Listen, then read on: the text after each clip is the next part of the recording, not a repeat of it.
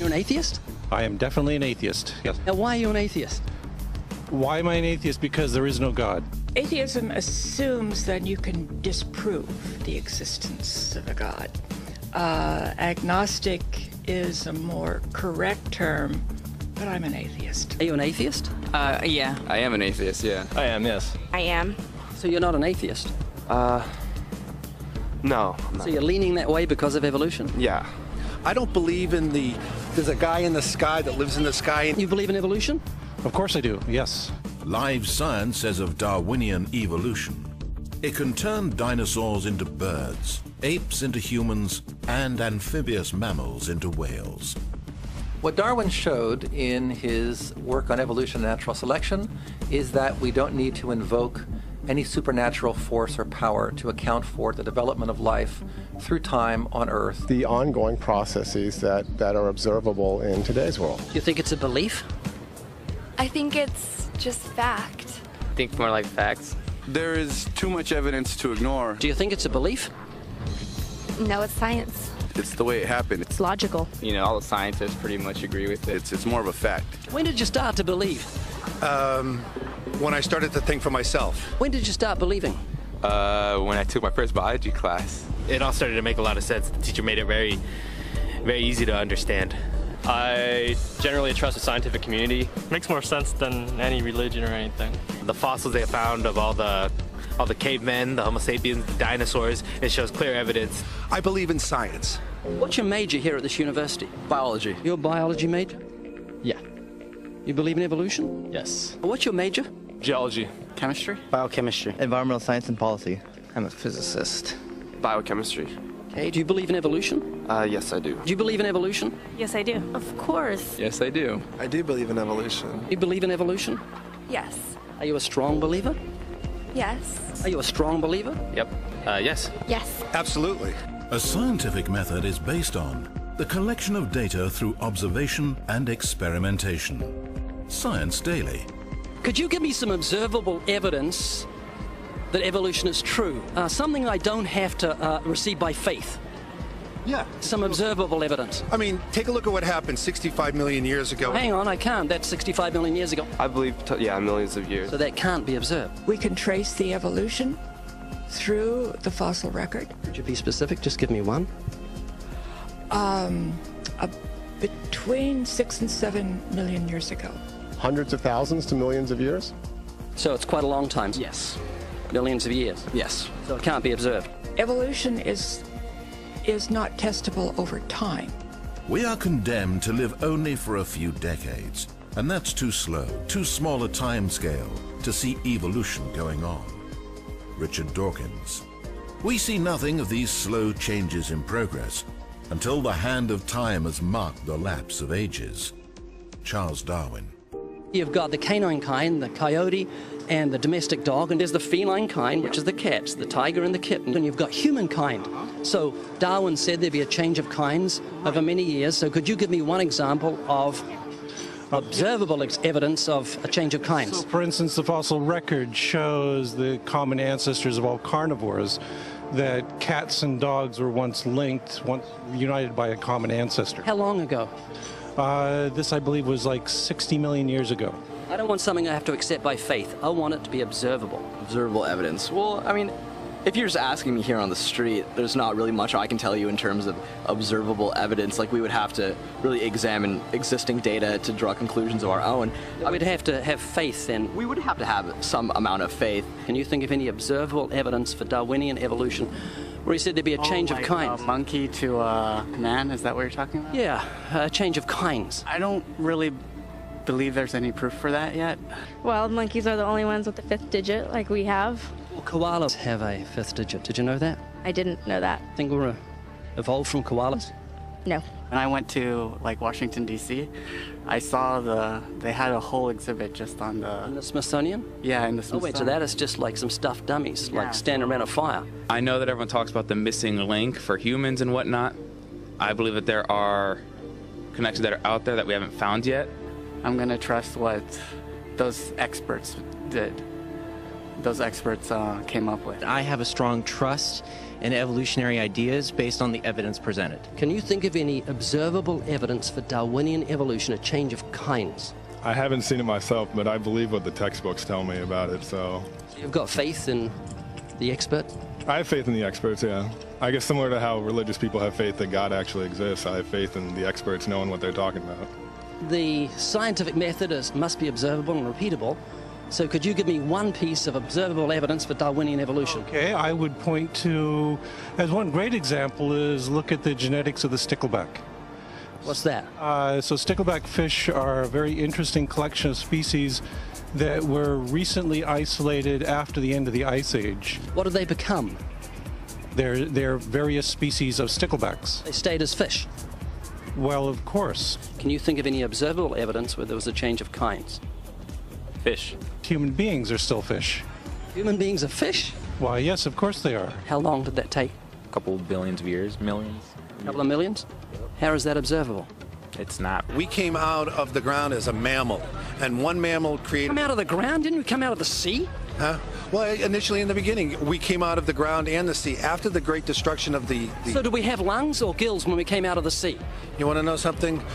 Those that were in the sea, I guess, had gills, and those that were on land had lungs. But if we came out of the sea, we had gills in the sea. You want to know something? Who knows that we came out of the sea or we evolved from mammals? So you don't know? Huh? Of course I don't know. I'm accepting that they did their science correctly. Could you give me an example of Darwinian evolution, not adaptation or speciation, but a change of kinds? These are changes of kinds. They're still fish. They're distinctly different fish. We have thousands of examples. Can you give me one? I can give you thousands. Just one. For instance, I would say look at Lenski's experiments with bacteria then. So what did the bacteria become? The bacteria are still bacteria, of course. That's not Darwinian evolution. That's not a change of kinds, is it? It is a change. It is a change in the genetic makeup of the bacteria, which is still bacteria. So what did the bacteria become? A new kind of bacterium. So it's still bacteria. There's no change of kinds. To summarize, the observable evidence that you give me for Darwinian evolution is bacteria becoming bacteria. No, it is bacteria acquiring new metabolic capabilities. You said before that there is lots of evidence for evolution. I just want one observable evidence for Darwinian evolution, just one. But I gave you some. You don't want... Not some, I want one. Wait, you don't want that. I want one. Yes, I do. I'm pleading with people. You asked me to tell you when I've watched one species evolve into another. Isn't that right? No, one kind into another. There's 14 different definitions of species. So I want a change of kind. When you're talking about kinds or change in families, you're actually talking about macroevolution. You're talking about changes on the level that separate, say, cats from dogs. So could you give me any examples of Darwinian evolution? Well, when you say examples of that, then you have to sort of look at over a longer time frame. It has nothing to do with faith. Faith is something that I have to, unseen, I have to believe in. That's it, unseen. Look, do you believe evolution? Of course I do. Are you a believer in evolution? Yes, I am. When did you start to believe evolution? I started to believe evolution when I started to think out for myself. Is evolution a belief? Well, you know something? Evolution is a thought process. Is coming to terms and checking out all the alternatives, like taking a look at the religion, man-made religions. Let me ask you again: is evolution a belief? No, evolution is, well, yeah. In a word, yeah, I could say it could be a belief. When you say change of kinds, you mean the evolution of one species from another or to another? Yes, we have that in action, actually, in the Galapagos. Could you give me one instance? Yes, we have an example from a group of birds called Darwin's finches. You take a look at the difference between the finches on the islands that all started out. I mean, that's very, very observable. But that's not Darwinian evolution. There's been no change of kinds. What do the finches become? They become genetically new and anatomically new, recognizably different species. So they're still finches? Well, of course, they're still finches. Yes. So they're not a change of. There's no change of kind. Little birds that he had observed. What did they become? Their beak shapes. They're still birds. Yes. 3 finches that turn into different types of birds. They're still finches. Well, for example, Darwin and his study on evolution of the birds on the island that he went on to there. Their beaks changed? Their beaks. They're still birds. There's no change of kinds. That's within the kind. Just evolution on the beaks. So that's called adaptation. It's not Darwinian evolution. There's no change of kinds. There's no different animal involved. I want something that shows me Darwin's belief in a change of kinds is scientific. Darwin spoke of a change of kind. Can you think of any observable evidence for Darwinian evolution where there's a change of kind? Change of kind. Change of kind. I'm gonna have to think about that one a little longer. You give me anything that I can see, observe, and test, which is the scientific method for Darwinian evolution, a change of kinds. Test and observe.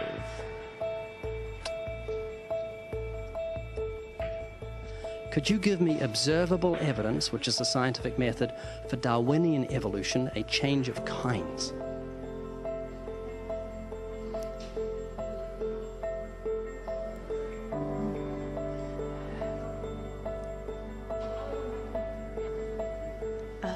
I gotta think about it.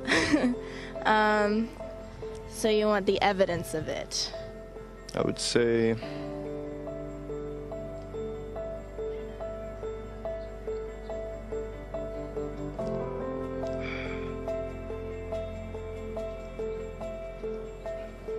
I cannot, I think.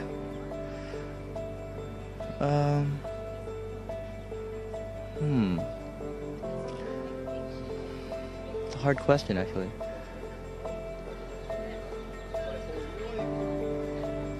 Mitochondrial DNA.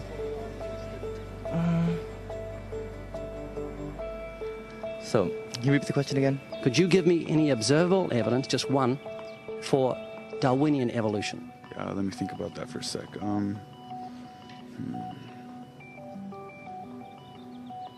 Observable evidence, something where we don't have to exercise faith. Something that can be observed, like the scientific process, observable? That's a good question. That one I'm not quite sure. So you can't think of any observable evidence for evolution? No. How do you know it's true? I'm not sure. So Darwinian evolution is not observable, it's not scientific. I guess so. So it's unscientific, you can't prove it. It's scientific, actually. You could prove it. It could be proven, just... Do it for me. That's hard. That's just too broad of a... It's unobservable, that's why you need millions of years. Yes, exactly. You're trusting the biology majors and the biology professors know what they're talking about, and they can't even give me evidence of a change of kinds. Well, then there isn't one. If they don't give it, then I wouldn't say there was. Yeah. I just go on what I've seen and what I've learned from class. So you believe? Yeah. You know what that's called? What? Blind faith. Blind faith.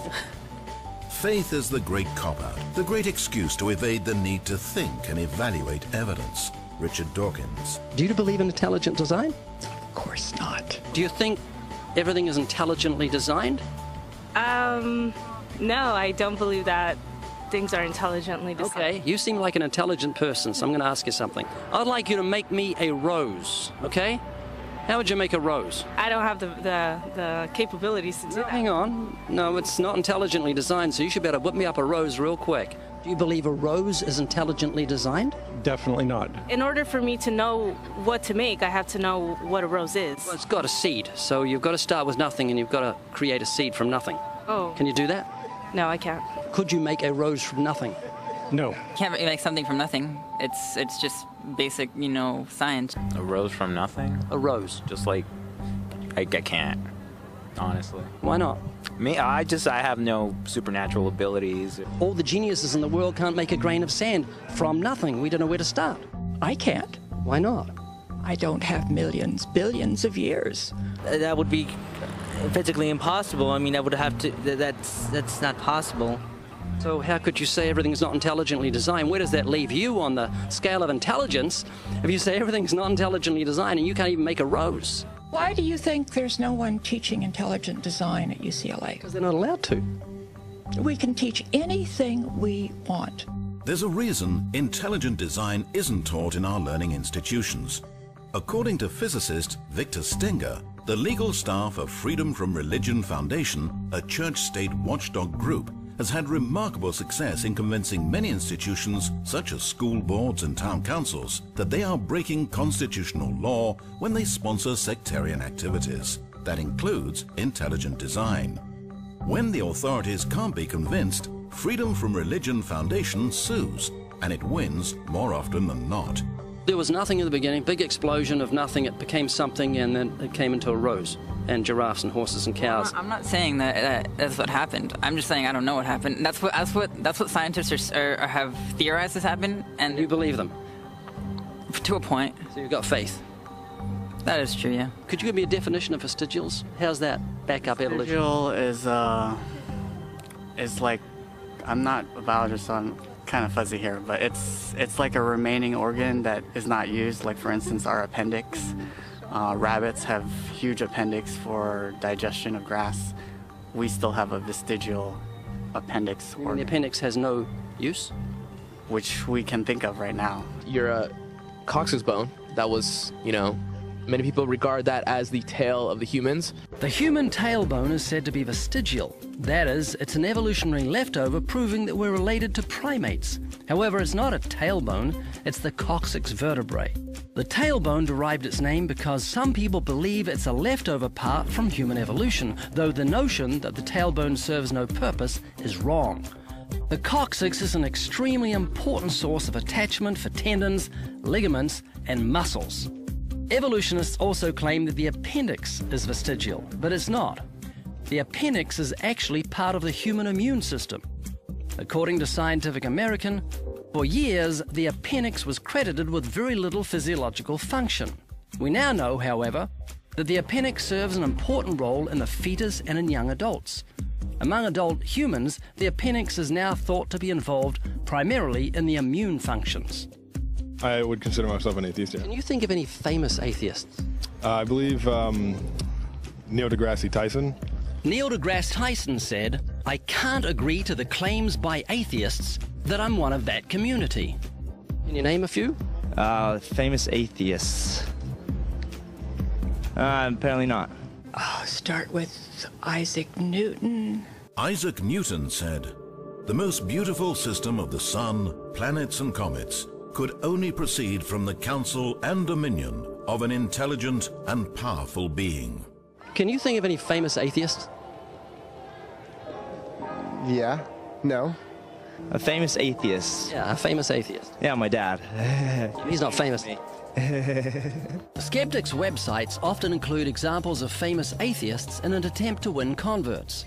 But more often than not, the famous personalities cited are not actually atheists. This is a popular atheist poster on which are Ernest Hemingway, Abraham Lincoln, Carl Sagan, Mark Twain, Thomas Jefferson, Benjamin Franklin, Albert Einstein, and Charles Darwin, along with the words, "Atheism, good enough for these idiots." Clearly, atheism is for intellectuals. But one moment, Abraham Lincoln wasn't an atheist. He said, "I know that the Lord is always on the side of the right, but it's my constant anxiety and prayer that I and this nation should be on the Lord's side." Neither was Carl Sagan. He clearly stated, "I am an agnostic." Mark Twain hated religion, but he certainly wasn't an atheist, saying, "None of us can be as great as God, but any of us can be as good." Benjamin Franklin said, "God governs in the affairs of men." You'll find Thomas Edison listed on Celebrity Atheists, on Positive Atheism, and other atheist websites, but he wasn't an atheist. He said, "There is a great directing head of people and things, a supreme being who looks after the destinies of the world." Thomas Jefferson said, "Say nothing of my religion. It is known to myself and my God alone." Albert Einstein rejected the Bible as the Word of God and said that the Creator was unknowable and that God, being personal, was childlike. He lamented, "In view of such harmony in the cosmos, which I, with my limited human understanding, am able to recognize, there are yet people who say there is no God. Well, what really makes me angry is that they quote me to support such views." He categorically said, "I am not an atheist." And when referring to those who deny the Creator, he used the term fanatical atheists. Charles Darwin said, "I have never been an atheist." So out of the 8 famous men on the poster, there is only one who was an atheist, Ernest Hemingway. According to his biographer, back in 1961, Hemingway, quote, pushed 2 shells into the 12-gauge Boss shotgun, put the end of the barrel into his mouth, pulled the trigger, and blew out his brains. There's your poster boy when it comes to atheism. Keep in mind that even though some of these men claim to believe in God, it doesn't necessarily mean that they're believers in the one true Creator revealed in the Scriptures, or that they're genuine Christians. However, when atheists use theists or agnostics to promote their godless agenda, they're being dishonest. Then again, coming from those who claim that morality is relative to each person, convenient dishonesty should not be a surprise. Do you believe in moral absolutes? No, I do not. Is rape wrong? Rape is wrong in our culture, yes. And it is rape always wrong? It depends on your beginnings. If you say that you have a respect for other human beings, then yes, rape is always wrong. So there are moral absolutes. Is rape absolutely wrong? In my opinion, it is. So who makes the rules? We do. So if Hitler made the rules and he had the majority... If Hitler made the rules, yes, we would be living in a society that Hitler would consider moral, but which I would not consider moral. Did Hitler put into practice survival of the fittest? No. What was he doing then? He was murdering people. That's survival of the fittest. That's not survival of the fittest. It is. It's the lion eating the antelope. No, there's much more to evolution than just this kind of crude kill and be killed model that you have in your head. But I have seen a quote from Richard Dawkins saying, "Evolution in its rawest is incredibly cruel." It is. Yes. That was Hitler putting evolution into practice. That does not mean it was moral. Nobody It was immoral. Nobody's claiming that evolution is a moral process. Evolution is a very harsh and cruel process. Do you believe in evolution? Yes, I do. You have a dog? Yes. Love your dog? I do love my dog. Yes, I do. I love animals. Okay. Well, your pet dog and your rotten neighbor are drowning. You'd only save one of them. Who would you save? That is a tough one. You only save one? Why are you hesitating? I think I would save my dog. I don't know why I'm really hesitating. Because I don't know. I feel like people would see me as a bad person if I said the dog. I'll save my dog. So, is your neighbor not worth saving? Well, he's not worth saving more than my dog is. I'd go with the dog. I mean, you would want to save the animal, so I would want to save my dog. Well, we're animals. I believe we're all equal. I don't think humans have like a higher place. So you think dogs are more valuable than human beings? Do you believe in evolution? Yes, I do. So it's just a matter of survival of the fittest. Your neighbor's a primate, and you've got a canine, and you like the canine more than you like the primate. Would that be right? Pretty much, yeah. I mean, survival of the fittest. I mean, survival of the fittest? Yeah, pretty much. You said you believe in evolution. So it's just a matter of survival of the fittest. Yeah. If he drowns. Big deal. Yeah. Oh, yeah, that is true. Are you an atheist? Yeah. Any fetus is less human than an adult pig. Richard Dawkins. So you don't think God exists? More like I know. Are you comfortable talking about spiritual things? I don't know much about them because they're not really capable of knowledge. Once we're dead, we stop that. We stop. How do you know? Because it's just what the facts are. Like if you stopped breathing right now, you'd be considered dead. Jacob, if you were a car and your motor got turned off, that'd be right. That's inanimate. But you're a living, biological human being with a life of God in you. We are a mechanical being because we have different parts that... Is there no life in you? Yes, there's life in me. That's your soul. One more thing, because you're a very intelligent man. Spell the word shop. Shop? Like S-H-O-P? S-H-O-P? What do you do when you come to a green light? You stop. Green light. Green light. Oh. Very good. You go. Peter, you've been a good sport. Thank you very much for talking to me. Okay. I generally don't engage creationists because it's not good for my blood pressure. So you're going to think about this? I think about it a lot, actually. Like I think about death and how fragile life is, and how just in a second it could all be over and there'd be nothing. You know, the problem with those who are unable to see evolution, I think, is they don't have imaginations. Anatomical clues to human evolution from fish. Human beings are still fish. Human ears evolved from ancient fish gills. We came out of the ground as a mammal. Heavier dinosaur arms led evolution to birds. Do you think we're related to pigs? Do you think we've got a common ancestor in pigs? Yes. Proof that fearsome T-Rex evolved into a chicken. Do you think you're a primate? Yes, I am. Are you a talking primate? I am. Are you a cousin of bananas? Why, yes.